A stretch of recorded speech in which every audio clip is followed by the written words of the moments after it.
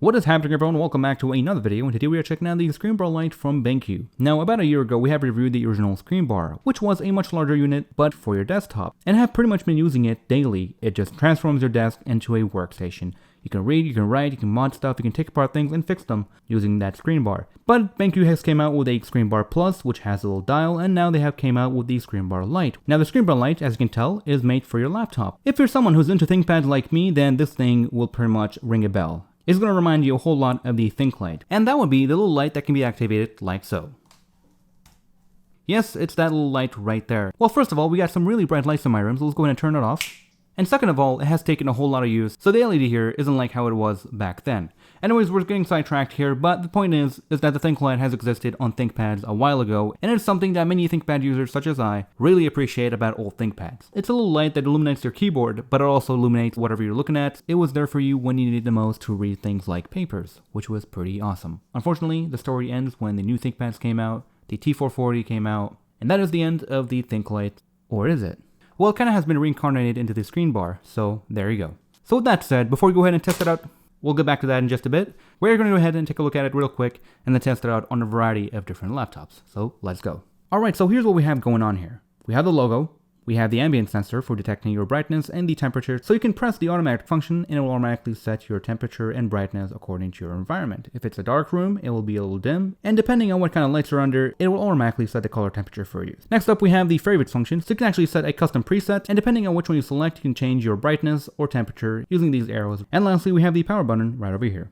And this is what it would look like when you install it, so it kind of has an angular design, it can easily reach the controls. And now on the bottom we have the plastic screen, the reflector, and the LEDs. So you can see we have two different color LEDs. So one is warm and one is cool white, and that should make for nice even lighting. And if you are wondering, no, this thing does not have any PWM flicker. So when you lower the brightness, it's not going to flicker, and you're not going to see it through a camera, which means you shouldn't be getting any headaches from it. And here's what the clip looks like in action, and yes, it does have a webcam cutout, and the cable here is not detachable. That being said, it is a nice 2-foot long cable that feels pretty high quality, while also being one of those flat cables, which makes it pretty nice for laptops. And unlike the original Screenbar, this thing does have an application you can download for both Mac and PC, so you can not only control the light here, but you can also control the color temperature on your screen, which is pretty cool. So with that being said, we're going to take a look at the software in just a bit, but first let's go ahead and test it out on different laptops. Starting off with laptops from China and some ThinkPads. So testing it out on the EasyBook 3 Pro, which is a thin laptop and it's an Ultrabook, it works pretty well since the lid here is nice and flat on both sides. Moving on to something very similar in terms of design for the lid, and as you can see that it is very secure, it is not going anywhere. Now if we go ahead and move on to something such as the ThinkPad T440S, which is a somewhat modern ThinkPad. It's not the old ones, it's the, the boring ones. It's the non-classic design, alright? It's kind of a hit or miss depending on how you mount it. It doesn't like to sit on perfectly. You have to actually get the technique down and you have to get it right. Because the lid here, as you can see, it has some kind of a lip, so it does affect how this thing sits on your laptop. That being said, if you have one of the newer ThinkPads, such as the T480, T470, T490, if you got your hands on one of those, nice. I think it should work pretty well. You shouldn't have a problem because the newer lids, they don't have that lip anymore. And lastly, for an old ThinkPad such as the T400, your experience is also going to be hit or miss. Now if you happen to be using a Surface tablet, you're going to have no issues whatsoever. This is a thicker kind of a tablet. It's not a Surface, but it's very similar in design. It should work perfectly fine for you because the Surface has a flat surface.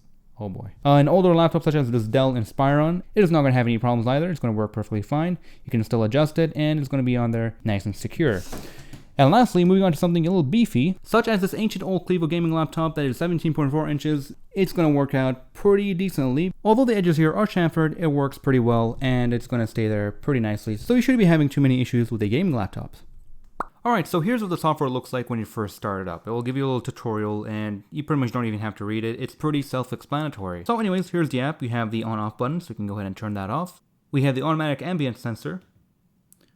You can press that and it'll automatically just start dimming and doing everything. So you can see now, according to what lights we have here, which are mostly bluish, it actually has changed the Windows temperature to a warmer tone, as well as the light to a warmer tone, and it has dimmed the brightness level for both the Screenbar as well as the laptop display, which is pretty awesome. It comes in a nice little package, and that is something I really appreciate about this.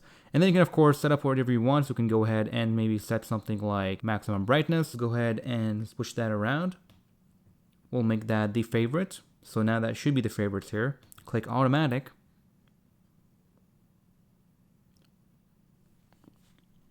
So now it has a warmer tone. And now if we go to the favorites, it should go back to our preset. Yep, there we go.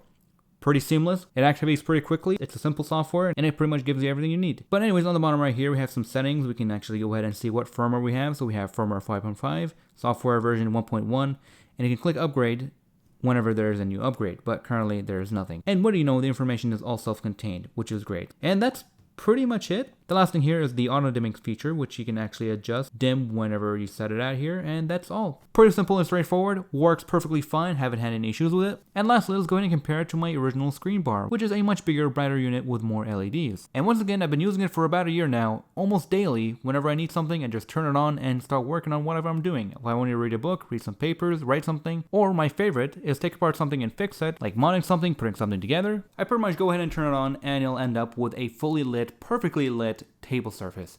And that is something that I absolutely love about the original Screenbar.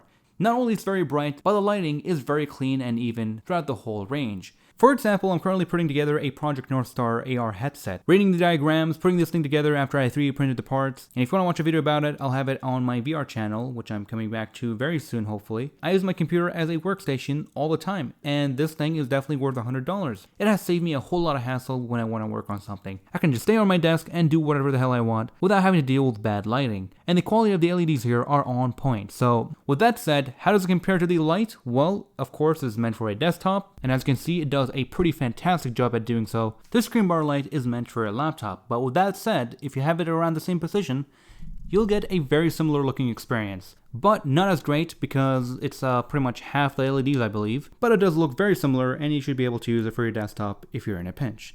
That said, I haven't mounted it properly because my screen is thick and it's meant for your laptop, not for a desktop. It's kind of being held down by its own cord, by the way. So here's a side-by-side comparison. Here's the Screenbar Lite, and here is the original Screenbar.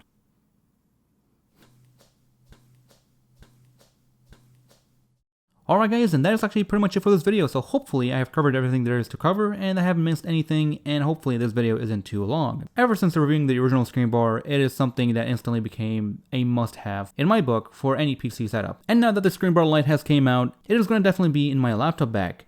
Now, with that all being said, is the price point worth it? Well, it is $100 US. It is very similar in pricing to the original one, but this one has the cool software. Well, if you're someone who's looking for a workstation, or if you're someone who does a lot of work on their laptop or desktop, and is always in need of a light that is trustworthy, well, this thing has got your back. So thank you all for watching, and thanks to BenQ for sending this out for review. Once again, everything here is my own opinion based off my own experience, and I can definitely recommend this product for anyone who's actually looking into it. And yeah, that is all for this video, so thank you all for watching. If you have enjoyed this video and found it helpful, hit the like button and subscribe for more content like this, and I'll see you guys in the next one.